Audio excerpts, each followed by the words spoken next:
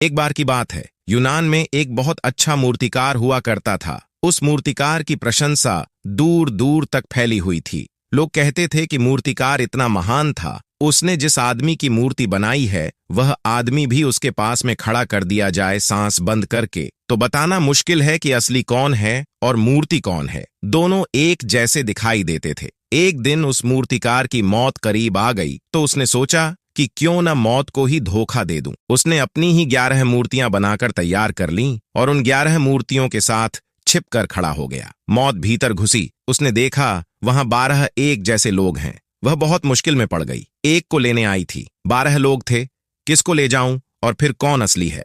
वह वापस लौटी और उसने परमात्मा से कहा कि मैं बहुत मुश्किल में पड़ गई हूं, वहां एक जैसे 12 लोग हैं, असली को कैसे पहचानूं। परमात्मा ने उसके कान में एक सूत्र कहा और कहा, इसे सदा याद रखना, जब भी असली को खोजना हो इससे खोज लेना। यह तरकीब है असली को खोजने की। मौत वापस लौटी, उस कमरे के भीतर गई, उसने मूर्तियों को देखा और कहा, मूर्तियां बहुत सुंदर बनी हैं, सिर्फ एक भूल हो गई है। वह जो मूर्तिकार था वह बोला, कौन सी भूल हो गई। उस मृत्यु ने कहा, यही कि तुम अपने को नहीं भूल सकते, बाहर आ जाओ। और परमात्मा ने मुझे कहा कि जो अपने को नहीं भूल सकता उसे तो मरना पड़ेगा, और जो अपने को भूल जाए उसे मारने का कोई उपाय नहीं है, वह अमृतत्व को प्राप्त हो जाता है।